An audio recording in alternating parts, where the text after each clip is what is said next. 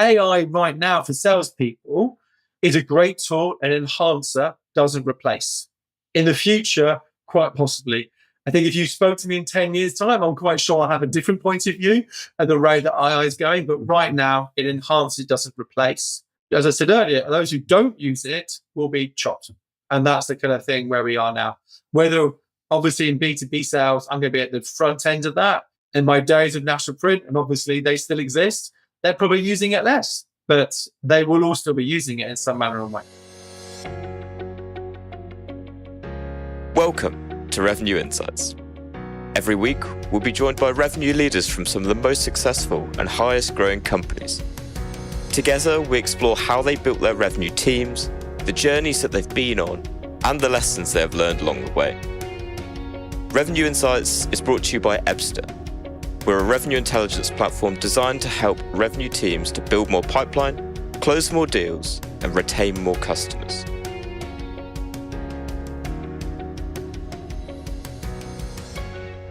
Hello there. You are listening to Revenue Insights. Today, I'm joined by Chris Turner-Green, Vice President of Sales for EMEA at TechnologyAdvice. Chris's career has seen him take senior sales leadership positions across B2B and international digital and national news media.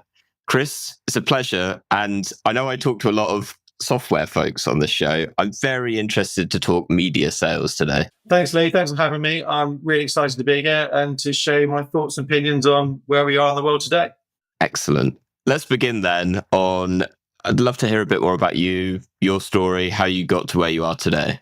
Thanks. Yeah. So I left uni like most people, not entirely sure what I wanted to do with my career. I knew I wanted to do either sales or marketing, and I ended up selling to marketeers. So I sort of found that magic happy space between the two of them.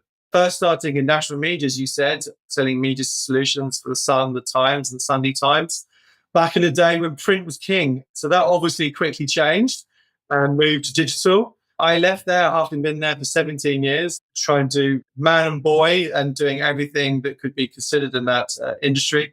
Moved on to international media. And during that time at international media, I discovered my love of demand generation and B2B advertising. Through that, I found a connection to TechnologyAdvice. As you said, I am now VP of Sales here, leading EMEA and driving the business for SaaS companies to reach new customers. Excellent. And I think as I kind of started the show with today and the conversation, I think a lot of folks listening will have a very good understanding from a B2B sales perspective, but perhaps don't have too much insight into B2B media sales. So what would you say is unique about B2B media sales compared to B2B sales more generally? Sure. So B2B sales and SaaS sales normally is looking for high ticket price items and also long-standing SaaS agreements, 12 months or longer to be able to go through. The world of B2B marketing and media is the fact that you're normally selling per campaign, which can be 1 month or 3 months. That means that you're continuously seeking renewals, upsells, cross-sells, and net new customers. You don't enter a quarter or a year with a very large percentage pre-booked. You're selling in the quarter for immediate activation. That makes it exciting. It also makes it volatile, but it means that you're looking for customized solutions there as well. You don't have like 3 different packages or 4 different packages that you can choose from. Everything starts from scratch and understanding what the customer's needs are and then seeking the best solution to deliver on them. What does that look like from the seller's perspective? I really like the idea of really understanding the customer's needs and tailoring the solution that is required. I had the opportunity to kind of get under the skin a bit of what TechnologyAdvice does before this, but I know you do lots of different services that you are selling for customers. So how are you getting your reps up to speed, taking this approach of they're the expert, right? And so they are tailoring the solution to the client. But when you have so many different solutions, how do you get them to a stage where they're able to do that successfully? Good question. I think it's nearly impossible to sell a solution unless you know what the customer's goals are at the end of it. We're selling demand generation, so they're seeking leads from us, but where is their business and what are their customers' expectations? What are their marketing and also their sales team's expectations? Because the two are intrinsically linked. Are they looking for top of funnel leads where they're going to need to nurture them and look to get ahead of the market and build a brand reputation early? Or they're looking for bottom of funnel leads where they're looking to convert them to sale really rapidly and really quickly. And we're able to identify that through behaviors and our first party intent data. But the salesperson needs to recognize where the customer is in their journey and their needs. Are they targeting a target account list? Are they looking for an ICP? Are they going to be calling them up first, or are they going to be emailing them next? What's their next step in their journey? You really need to understand their sales process to provide them the best marketing solution to facilitate that. And if you don't ask, you just don't find out. And ultimately, you're unlikely to win. And if you do win, you won't get repeat business. I suppose how I'm looking at this is, in your role as VP of sales, how are you ensuring then that they're asking the right questions? Ensuring is a tough thing. So we're a remote business, so there's a high level of trust that needs to be able to go into your team. We provide high quality sales presentations and information, but fundamentally our CRM and our sales process is set up that it's nearly pretty much impossible to make a proposal and offer without understanding what the needs are, because we have so many variables set up to us to be able to make that happen. It's not as simple as saying we're going to push them into box A, B, C, D, or E, and we're going to make a best guess for it. Everything started from scratch. So without being able to have the answers to those questions, we don't know where to build. So the salesperson has a very long onboarding process. We're pretty proud of that. It takes about 3 weeks to get through the whole training and understanding. We take it right the way back to what is demand generation? What is the value of publishing in our services and solutions? What do our brands stand for? As much as how does each and every single option they have available to sell and how you combine it together make a difference? And so when you have all that inputs in place, then you're able to make sure you have the best team there. I'm a real true believer that training is one of the most important things you can do. Training should never stop. We definitely believe in that. But if you don't have the right training in place, then you can't make it happen. I want to take us into one of my favorite topics, and you kind of alluded to it previously, with data. And I know you were talking about first-party intent data. So let me ask probably a bit more broadly to begin with, what role does data play in your sales process? Data is fundamental in everything that happens in today. I mean, whether you're looking at data and performance or you're looking at intent data. On intent data, we're able to extract intent data from the fact that we have a portfolio of 30 professionally created websites. That enables us to analyze which companies are researching what type of B2B SaaS technology solutions, and indeed what stage of the funnel they're in. We're able to tag different articles relative whether the top of the funnel when you're reaching out and finding out what is HR tech, can it do for me, compared to an article where they're comparing SAP SuccessFactors against Workday. You're able to understand where they are on that funnel stage. We're able then to apply that and target people. We do not have data to be able to do it. We are not able to offer a solution and a service back to us. Data is the new gold in many ways that goes back. If you don't have data, then you can't deliver anything. So optimization of campaigns can't happen with data. You can't target people without data. You can't understand what the sales funnel's looking like without data. And that's why all SaaS systems that we use, as well as we sell to, are fundamental to delivering on media and marketing solutions. Could you perhaps dig in a little bit further on one of those? So I get the sense that you're using data at kind of different stages, but I'm actually quite interested in something that we were talking before, particularly around like audience activation and measurement, for example. I'd love to understand a specific instance where you are using data to enhance your sales process. Yeah. So in terms of enhancing our sales process, we're able to identify intent data coming in to recognize when someone's in market and interested in purchasing, let's say, a CRM system. We recognize that data, that company is showing it. You may have a company that hasn't researched on our websites for 5 years about anything or about CRM. Suddenly, 3 people from that company, that domain, drop onto our website and research what's the best CRM system in there.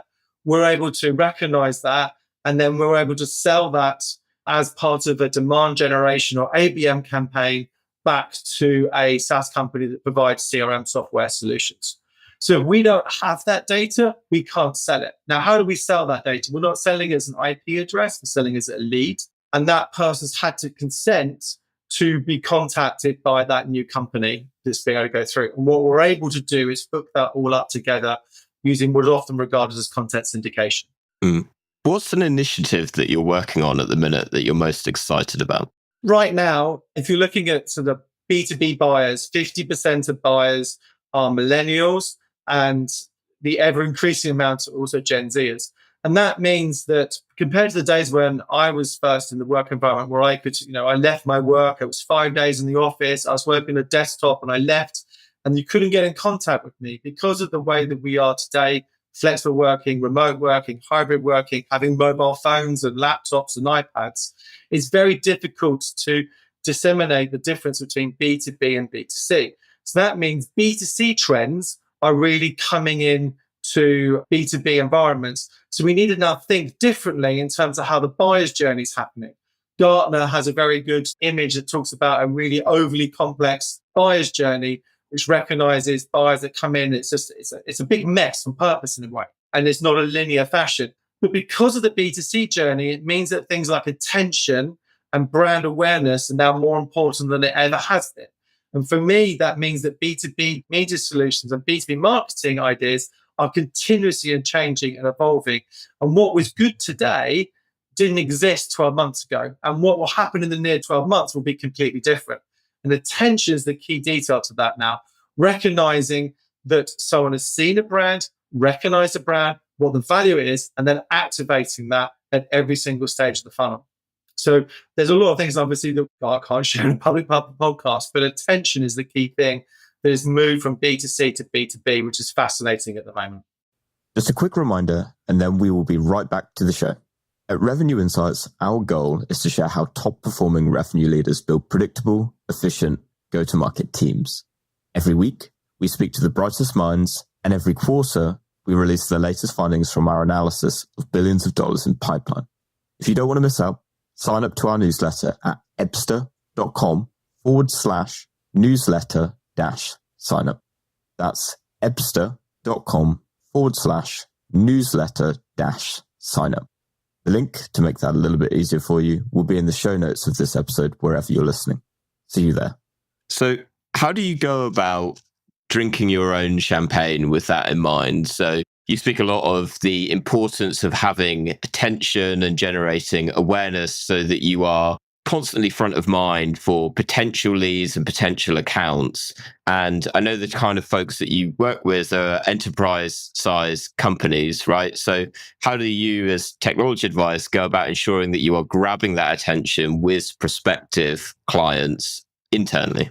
It's a challenge. There are some very well-established brands. I'm VP of Sales for EMEA, and so in many regards, we are seeking to upset the apple cart of the more established players over here. So we need to stand out and we need to be different. And you can't just have one solution. So right at the moment, we're pushing quite heavily on thought leadership and case studies, as well as offering differentiated solutions, as well as then doing all the other tactics that B2B SaaS companies are doing: email outreach, advertising, SEO, and alike. I'll go into a couple of those points. In terms of thought leadership and case studies, they are fundamentally important now.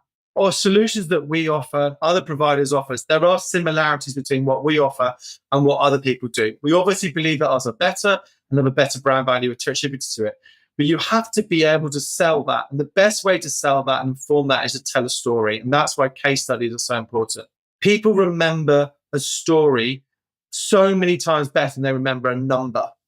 And that's a key message for us in terms of going through who are our best case studies, how we delivered well on them, getting them to talk about it. And those are some of the things you were seeing probably most recently in the last 2 weeks when we're recording this, as well as you'll see continuing going forward.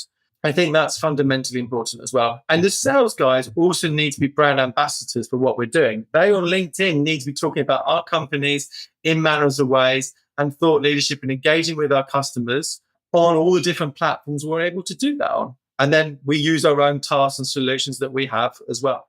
It's such an interesting point because I think regardless of the size of your organization, the demand for thought leadership has kind of exploded over the last few years. It's a race to be front of mind. And particularly, I think there's been a shift away from just brands becoming that thought leader, but you've also got the individuals within the organizations really trying to become that thought leader as well. What would you say from your experience you've seen work in the sense of thought leadership?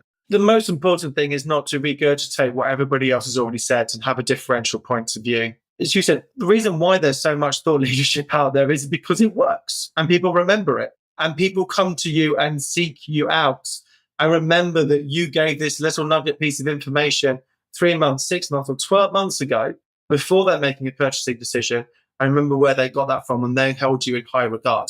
To differentiate your thought leadership, you've got to think differently. I personally find it cringeworthy when you get to the December period to early January period where everyone proclaims what the next 12 months is going to look like.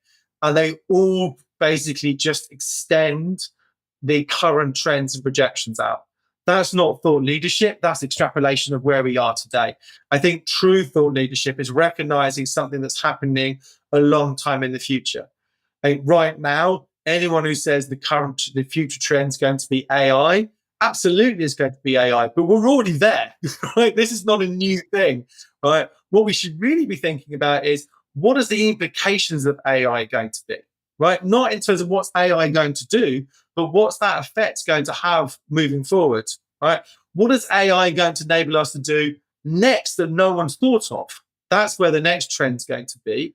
And then how is that going to adapt our lifestyles and our outlook on our jobs? I talk often about how is AI going to affect sales, for example, right? So will AI replace salespeople? No, right? But those people who use AI will replace those people who don't use AI. At the same time is, now I'm a B2B publisher, right, as well. People come to our sites, don't expect to see an article written by AI. They expect to see an article written by a professionally journalist. It's got well researched, understood, high opinion, well regarded. They go there for that. So AI doesn't work for us there. And that's the challenge that you have. Will AI replace Google in some shape or form? To a degree, probably not completely. And Google's has got their own solution. But that's, I think, where people need to differentiate themselves. They can't just extrapolate out. They need to be differentiated. They need to think clever and work on what the implications are of what these trends are going to be. I like where you were going with that and would like to dig a bit further into, let's say, AI, but you come with two very interesting perspectives, one on the AI front, but also with the publishing background as well. And I think for buyers at the minute, and there's plenty of industry research out there that talks of, it's no longer a seller's game, it's very much a buyer's game. And the ball is very much in their court when it comes to making a decision around technology or services that they're going to buy. And naturally, I think we're reaching a very interesting point with the advent of AI, where it's easier than ever to produce a hell of a lot of content. But to your point, not being able to necessarily differentiate it. And I wouldn't call myself a thought leader, but there's definitely going to be an interesting change over the next few years where, with the amount of AI generated content out there, who does the buyer trust? And can they trust in the information that they're seeing that's available out there, considering the sources that it's coming from? So I guess my question then would be, how do you see AI impacting businesses, but also impacting the buyers themselves? So through my career, I've worked for publishers and I truly believe in the value of professionally created media. Now, whether that's in a red top newspaper like The Sun or whether it's in B2B media like Tech Republic where I work now, while the content is completely different, you've trusted someone to write that article and it has to stand up to some level of truth that sits behind it. AI right now crawls across the web. Right, and all data sources, and then extrapolates and does some incredible things. But the problem is, if the origination of that sits in something that is less than trustworthy, then you have some challenges. I use ChatGPT, right, to improve some of the things that I write, right, but I use it to improve it. But I ask ChatGPT to go off and I go, I'm not sure that's right. It will then correct it.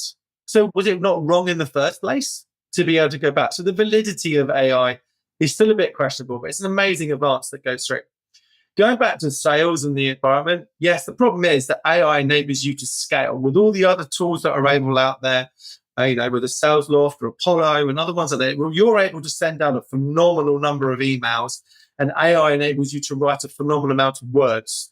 But the problem is that they all look exactly the same. Now, I saw a recent report not so long ago saying that about 50% of emails that are written by AI can be spotted as written by AI. That's a problem because no one currently right now wants to be sold to by a computer. They expect a human to be on the back end of it, unless it's a low ticket price item or an easy purchase to buy where they can just go on and click through the system and make a purchase and download it or get access to the tool. So the difficulty now is finding that happy medium. Now, for me personally, AI should be an enhancement in the same way that you used to use Google or still do. I want to find just where's this industry going? What's my thought can be on this? It's a stimuli to get you to put your own information through. And that's what we should be using AI for. And absolutely should be using to improve grammar and cutting down the length of emails. I look back at some of my emails that I wrote many years ago, and you print it out and cover 2 sides of A4. I can now get it into a paragraph and a half. I can do that naturally, but also AI can improve it. And I think that's going to make sales better. If you're going back to what my industry is in demand generation, is you think about it, lots of B2B SaaS companies, they use white papers. And white papers, we can spot them, the ones written by AI. They don't have anything unique in, they don't have any thought leadership that actually is going to change them. And it doesn't talk about the successes in a way of a case study because AI doesn't generate that. And you think about it, I said that storytelling makes a difference in sales. Having unique data makes a difference in sales. And so we're using white papers, which I presume nearly all SaaS companies use in some shape or form, right? Those white papers can be informed by AI, but there's nothing better than putting in a first-party case study testimonial, your own first-party data and information in there. Or if you're going to do research, do proprietary research to be able to talk about it. Those are differentials that are really going to be able to stand out. So AI right now for salespeople is a great tool, an enhancer, doesn't replace. In the future, quite possibly. I think if you spoke to me in 10 years' time, I'm quite sure I'll have a different point of view at the rate that AI is going. But right now, it enhances, doesn't replace. As I said earlier, those who don't use it will be chopped. And that's the kind of thing where we are now. Whether, obviously, in B2B sales, I'm going to be at the front end of that. In my days of national print, and obviously they still exist, they're probably using it less. But they will all still be using it in some manner or way. Well, for one, at least we have this recording in 10 years' time. We can refer back and see how we're getting on. I might come back to regret that. I mean, there'll be a little meme of me saying, how wrong was Pellegrini? Yes. Okay. Well, I suppose ChatGPT will be devouring the transcripts soon enough. But joking aside, it's certainly reaching an interesting point where I think, as you kind of alluding to, it becomes that very important balance between quality and quantity, both in terms of the quality, but also what you're sending as well. You know, to your point, and I was thinking it as you were talking through it, which is tools like AI can help you to generate a lot more, but it's not necessarily the message that you want to communicate, right? And sales, which has been built on relationships for its entirety, has certainly over like the growth at all costs period, almost kind of switched to becoming, in my opinion, something far more mechanical. And there's this aim to be far more predictable and efficient. And it's led us to the point where we almost look at sales not as an art, but far more as a science, when in fact, I think it's a balance between the two. And so with something like AI, which it far more tips it in terms of the balance towards being a science, but actually those who are really strong at the art, being able to build genuine relationships, being able to build genuine partnerships with customers, they're the ones that are probably going to not only be able to cut through the noise, like in a demand generation sense of being able to differentiate, but also from a sales perspective as well, of we're not just another piece of software, another tool or another service. There is a connection here between the two of us, and we actually want to work together for each other's benefit. 100%. I'm no spring chicken. So I remember the fact that you did your meetings and you did your sales face to face. I still believe people buy from people. There is an exception to that. So people who could transact online and make a quick purchase and get what they want and remove themselves really quickly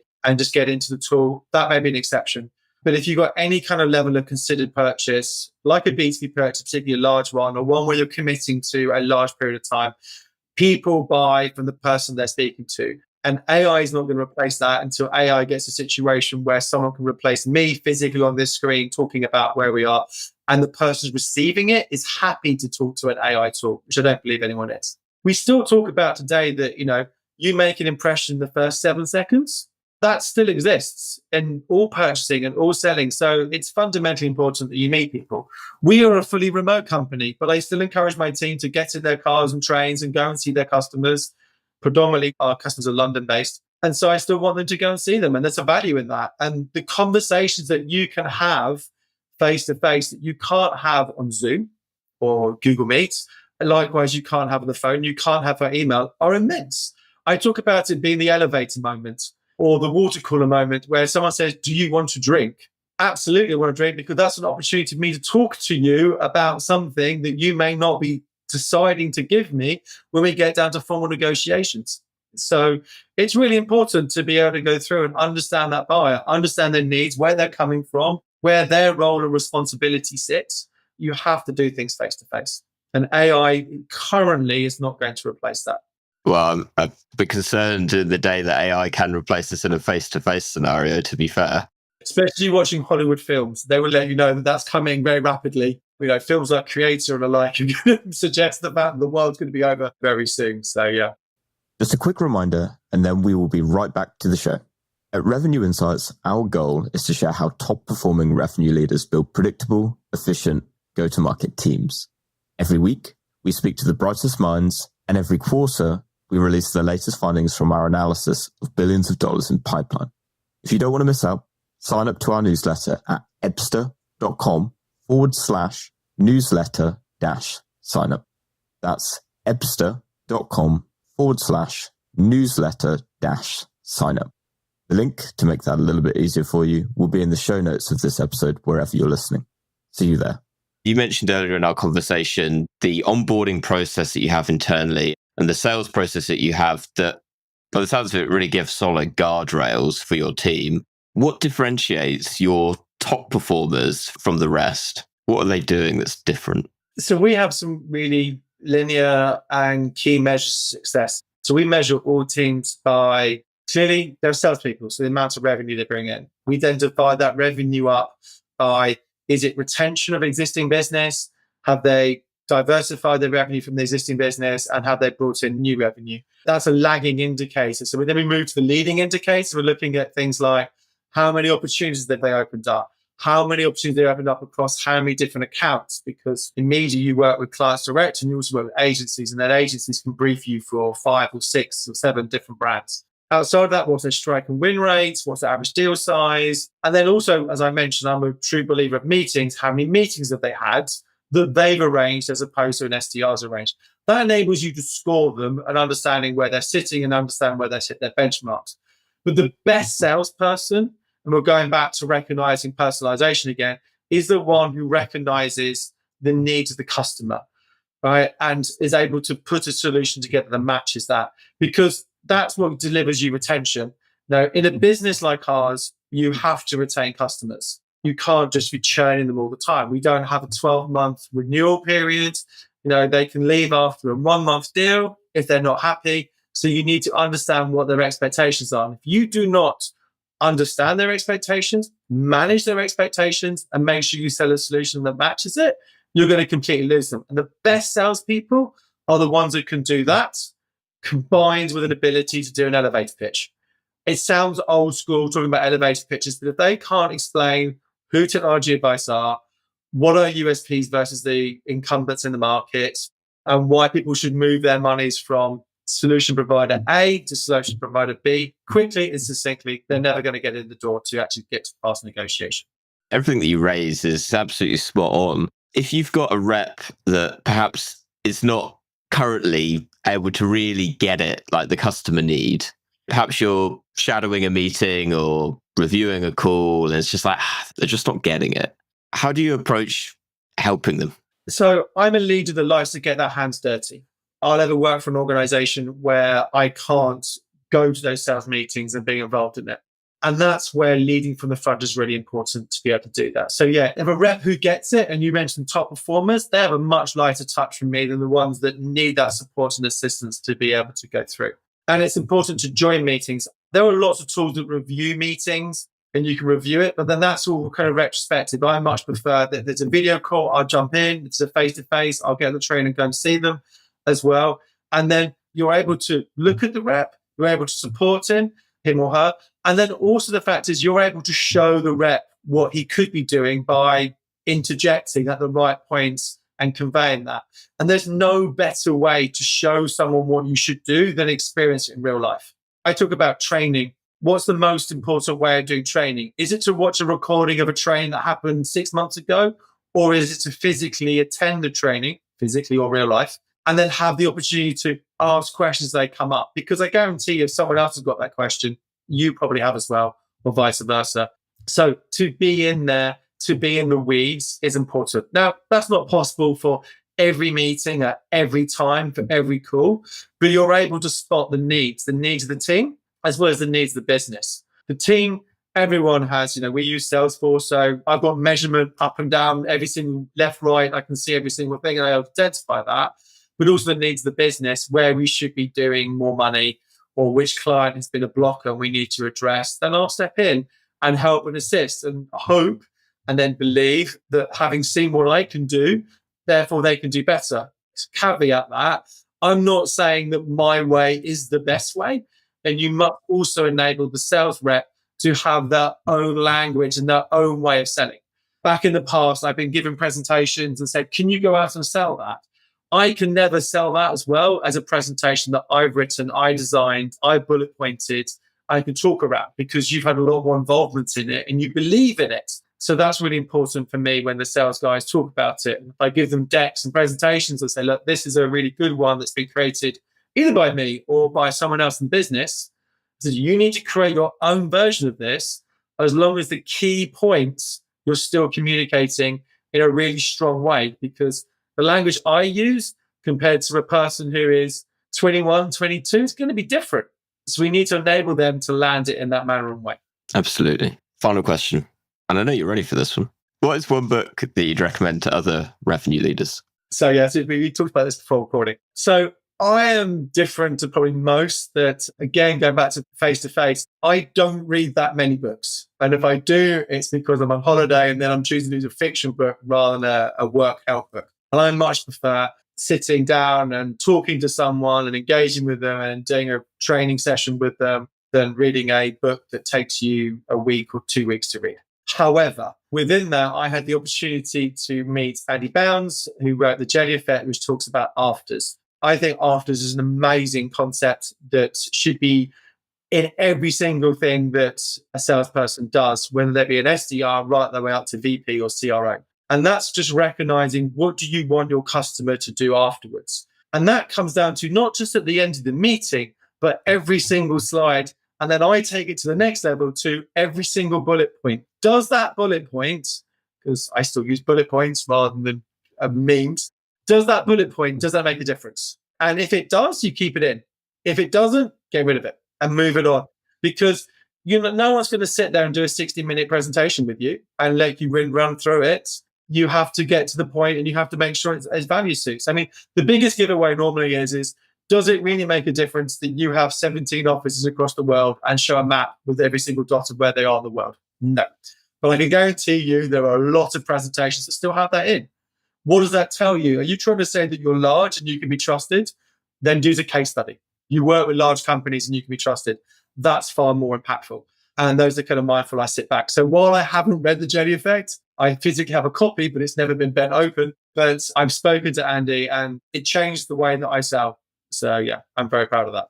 I love that. And as you were explaining it, I'm very interested to read the book, because coming at it from a marketer's perspective, if we're talking about writing copy that goes into a website, and the same principle can be applied to whether you're writing an email or designing a process, the importance is not only simplifying it, but condensing all of that information down into something that is incredibly succinct. And I love that example of applying it into a sales process, of the example being pulling together a proposal, for example. The amount of times I go through it, either review something and I'm like, fluff. Like, this is fluff, that is fluff. I trained to be a journalist, and like in my head, I'm just like, no, all of this, like, completely unneeded. And you just condense it down to the single most important bit and most valuable bit is incredibly important. Entirely. I'm not sure I live by my rules exactly to the line, but I used to have a thing that there was no more than 5 bullet points per slide, no more than 2 lines per bullet point. You can get around that by using smaller font sizes, but you still have that information in place. And that's the way you should communicate. And does it add value to your conversation? If it doesn't add value, there's absolutely no point in being there. I use the example of where the offices are in the world. Does it also matter that the company was established in 1998 or 2004? Not really. But it does matter, make a difference, is the fact of what are you going to provide the customer at the end? And not only what's the product, but what's it going to enable him or her to do? And just get to that. And if they've got a trust issue, install trust another way. But I can guarantee you the fact that you've been established for 20 years is not going to make a difference to it. The exceptions to that is if the person who founded the company is talking about it, then yes, of course they can talk about it because that's fundamental to them. But as a salesperson within it, no. Yeah, absolutely. Chris, it's been a pleasure. Thank you so much for coming on. Just before we go, if anyone wants to reach out, ask any questions off the back of our conversation today, where can they find you? Sure, I'm on LinkedIn, probably the best way to find me. I'm Chris Turner Green. There are only 2 Turner Greens in the UK, myself and my wife on LinkedIn. So unless you want to work with charities, then I'm the other one. So come find me. I look forward to speaking to anyone who messages me. Beautiful. I'll put a link down to that below as well, if it wasn't easy enough to find as it is. Chris, thanks so much again. And to everyone that listened this week. Catch you next week. Thanks for listening to Revenue Insights. If you want to learn more, subscribe to our newsletter and we'll deliver every episode straight to your inbox. If you have any questions, feel free to connect with us on LinkedIn. Our links will be in the episode notes. See you next week.